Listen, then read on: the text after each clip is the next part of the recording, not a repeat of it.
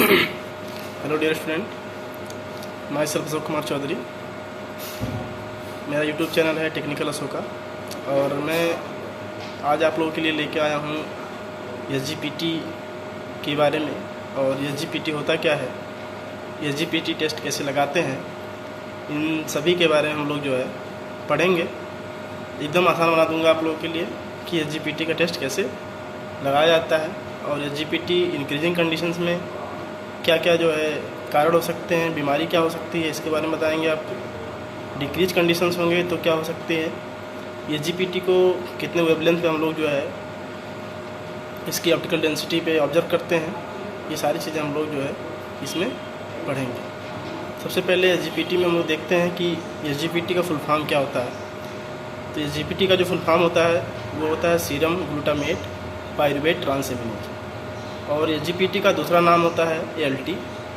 LT का form होता है एलनिन ट्रांसएमिनेज या ट्रांसफेरेज बोलते हैं। जहाँ पर भी एज आ जाएगा that is the enzyme portion, कि वो क्या होगा, एंजाइम्स होंगे। इसी में हम लोग देखेंगे। और दोस्तों एसजीपीटी एक एंजाइम्स होता है जो कि हेल्प करता है लीवर को भोजन को पचाने में। मतलब वी कैन से दैट कि SGPT enzyme helps in liver to break down the food, भोजन को ब्रेक डाउन करने में जो है एसजीपीटी का रोल आता है।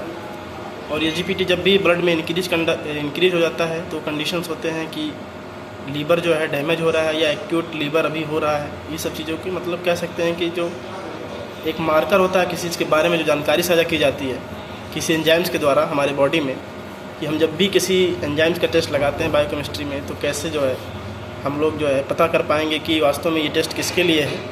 ये सब चीज़ें हम लोग इसमें देखेंगे। तो ऐसे तो हम देखते हैं कि लीवर फंक्शन टेस्ट आता है, इसी लीवर फंक्शन टेस्ट का पार्ट होता है आपका एसजीपीटी।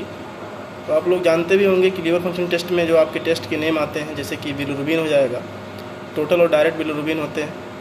इनडायरेक्ट हम लोग जो है कैलकुलेट करके निकाल लेते हैं, total bilirubin minus direct bilirubin equal to indirect bilirubin. So उसके बाद इसमें आता है एसजीपीटी और एसजीओटी, जिसके बारे में हम लोग आज पढ़ेंगे एसजीपीटी के बारे में। इसी में आता है सीरम प्रोटीन, जिसमें हम लोग पढ़ते हैं टोटल प्रोटीन, एल्बुमिन और ग्लोबुलिन के बारे में। उसके बाद इसमें हम लोग पढ़ेंगे एल्कलाइन फॉस्फेटेज एंजाइम्स के बारे में। तो इस एलएफटी के पार्ट को हम लोग आज देखेंगे एज एसजीपीटी को टेस्ट करने के लिए, कि हम लोग जो है एसजीपीटी का टेस्ट कैसे लगाते हैं। आप लोग जो ये वीडियो 2 बार देखेंगे 3 बार देखेंगे तो then you can better understood, क्योंकि अभी जो मैं है इस प्रैक्टिकल लैब में हूँ, सो बोर्ड पे आप लोगों को मैं दिखा नहीं सकता, पर मैं आज बायोकेमिस्ट्री टेस्ट जो है लगाऊंगा आप लोगों के पास सामने। तो आप लोग ध्यान से देखिएगा कि कैसे जो है ये टेस्ट लगते हैं, ठीक है ना दोस्तों। और एसजीपीटी जब भी हम टेस्ट लगाने जा रहे हो, सबसे पहले हमको एसजीपीटी के प्रिंसिपल के बारे में जानना ज़रूरी होता है कि जो हमारा सीरम ग्लूटामेट पाइरुवेट ट्रांसएमिनेज जो वर्क करने जा रहा है किसी भी केमिकल से रिएक्शन करने, जो भी एसजीपीटी के किट आते हैं उससे रिएक्ट करके हमारा जो सीरम होता है कैसे कैसे रिएक्शन होता है या कैसे कार्य करता है, तो उसके प्रिंसिपल के बारे में हम लोग पढ़ेंगे कि उसका प्रिंसिपल क्या है। तो हम लोग देखते हैं कि जो मेरा रिएजेंट होता है उसमें ऑलरेडी जो है एल-एलनिन प्लस अल्फ़ा कीटोग्लूटारेट के प्रेजेंस में जो है ये दोनों आपस में मिक्स करते हैं। उसके बाद एलटी जो है एलनिन ट्रांसएमिनेज के प्रेजेंस में जो है ये एक रिएक्शन बनाता है पाइरुवेट प्लस यल ग्लूटामेट। तो मैं कह सकता हूँ कि जो रिएक्शन होता है इसका L alanine plus alpha ketoglutarate in the presence of ALT to form pyruvate plus L glutamate.